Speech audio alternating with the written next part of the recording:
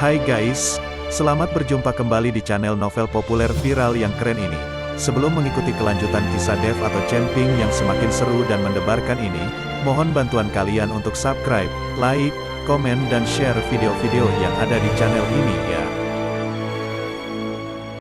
Perlu diketahui bahwa novel Perintah Kaisar Naga ini adalah termasuk kategori novel ongoing. Jadi waktu update dan jumlah bab setiap hari menyesuaikan dengan update dari autornya.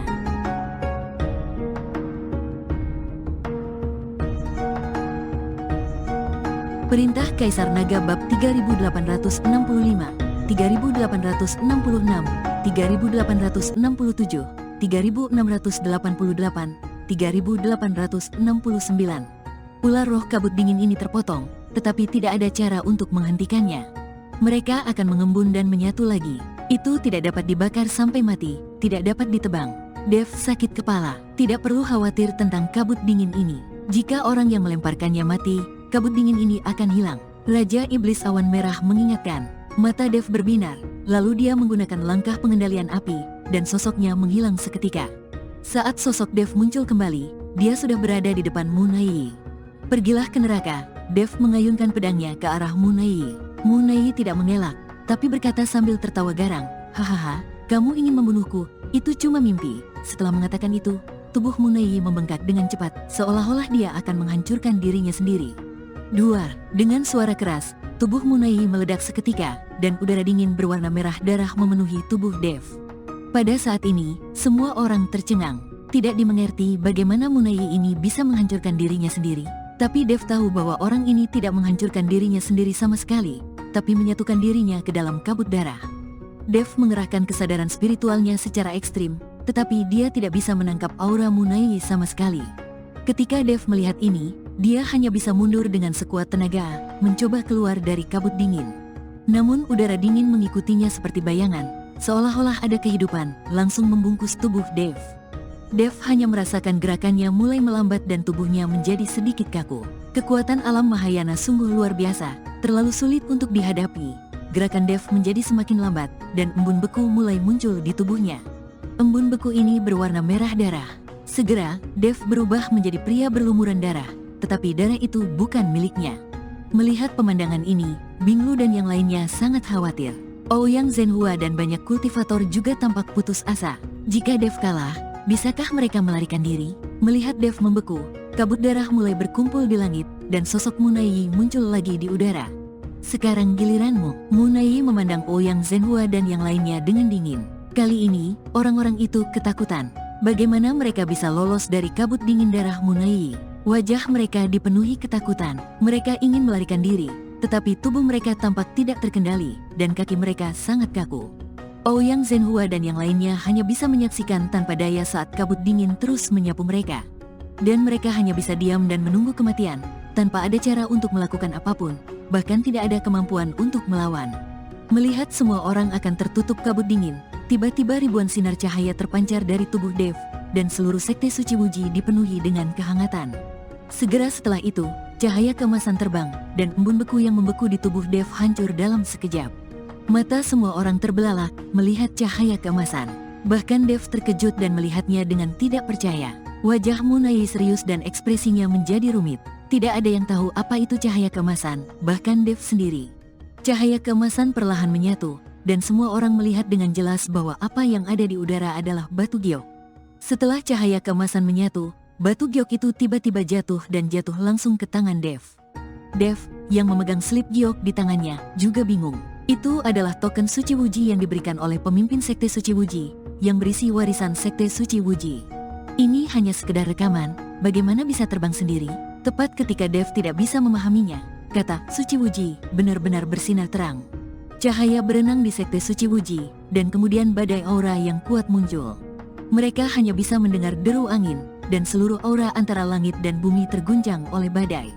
Pusaran besar mulai terbentuk, dan kekuatan hisap yang besar sepertinya menyedot seluruh sekte suci Wuji ke dalamnya.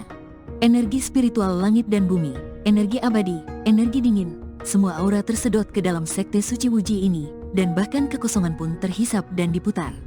Dalam sekejap, kabut darah dingin meresap, menghilang tanpa bekas. Semua tersedot ke dalam sekte suci Wuji. Dan di udara, Hanya darah merah cerah yang tersisa mengambang. Itu adalah darah Munaiyi. Semua tubuhnya berlumuran darah. Pada saat ini, semua orang tercengang. Semua orang melihat pemandangan di depan mereka dengan bingung. Mereka ingin tahu harta karun apa yang dimiliki Dev di tangannya yang dapat menyerap semua aura. Faktanya, Dev sendiri sedang dalam kebingungan saat ini. Dia tidak pernah menyangka bahwa token Sekte Wuji ini bisa begitu berguna. Dia mengira token Suci Wuji hanyalah catatan warisan Sekte Suci Wuji. Bukankah rekan Taoist Chen memegang senjata abadi? Senjata abadi ditemukan di sini. Sangat mungkin bahwa ini adalah Sekte Abadi. Sangat masuk akal untuk memiliki beberapa senjata abadi.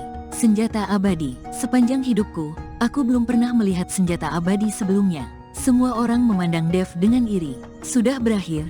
Melihat semua ini, Munaiyi tercengang. Dia pikir dia bisa membunuh Dev dengan mengorbankan segalanya. Namun, segalanya berbeda dari yang dia pikirkan. Awalnya, dia mengira Dev akan mati. Dia telah menekannya dan memukulinya dengan kejam. Mengapa senjata abadi muncul pada saat terakhir? Tidak, ini tidak adil, ini tidak adil. Raung Munaiyi. Lalu dia bergegas menuju Dev seperti orang gila. Namun, pada saat ini, Munaiyi tidak lagi memiliki kekuatan untuk berada di alam Mahayana, bahkan tidak sekuat alam lintasan kesengsaraan. Semua aura dan esensi darah telah dikonsumsi. Saat ini, Munaiyi hanya bisa mengandalkan naluri untuk menyerang Dev. Dev memandang Munaiyi yang bergegas ke arahnya dan tidak bisa menahan menggelengkan kepalanya. Kenapa mengganggu? Setelah mengatakan itu, dia melambaikan token suci Wuji di tangannya. Bang! Setelah suara keras, Munaiyi langsung terlempar. Seluruh tubuhnya seperti bola dan langsung terbang. Tubuh Munaiyi terjatuh di depan Mu Yao dan yang lainnya. Saat ini, Munaiyi telah kembali ke penampilan aslinya. Nona, Mu Yao buru-buru membungkuk dan mendukung Munaiyi. Tapi saat ini, Munaiyi telanjang dan Mu Yao sangat menikmatinya.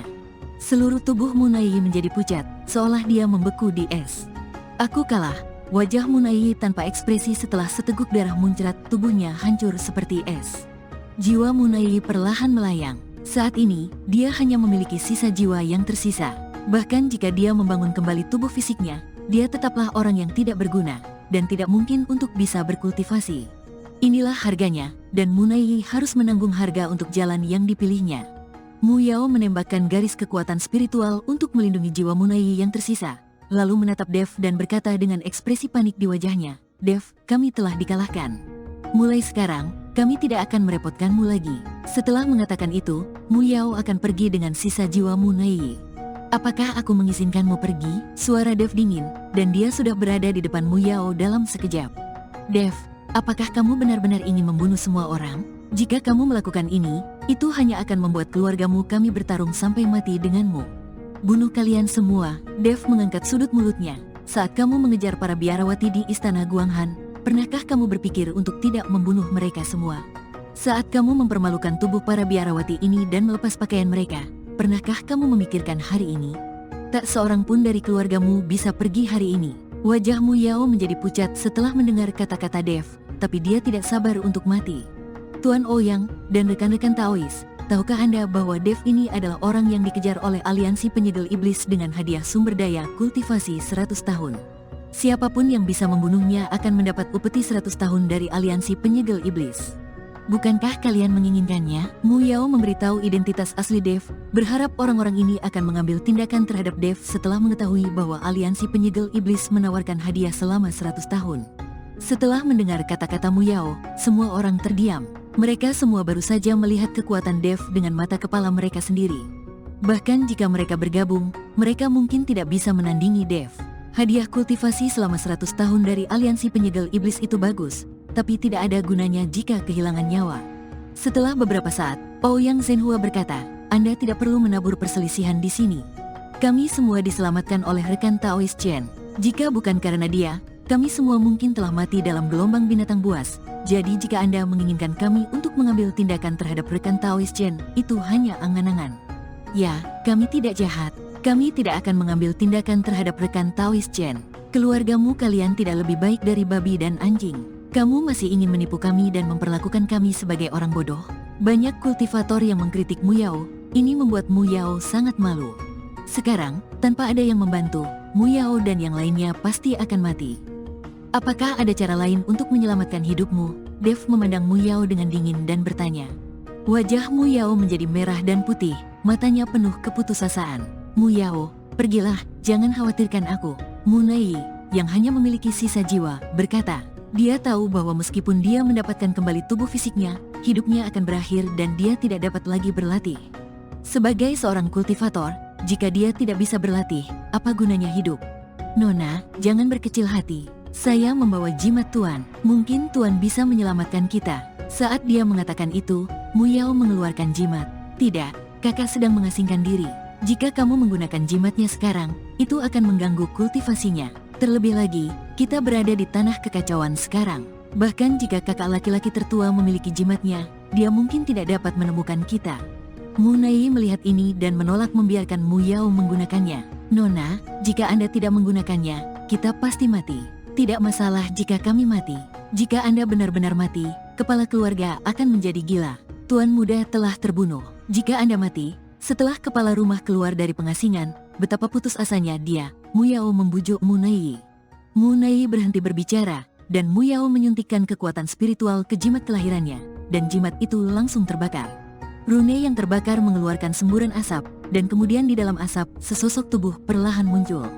Kepala keluarga, melihat sosok itu, Mu Yao berteriak kegirangan. Mu Nai juga berkata dengan semangat di wajahnya, kakak, adik, apa yang terjadi?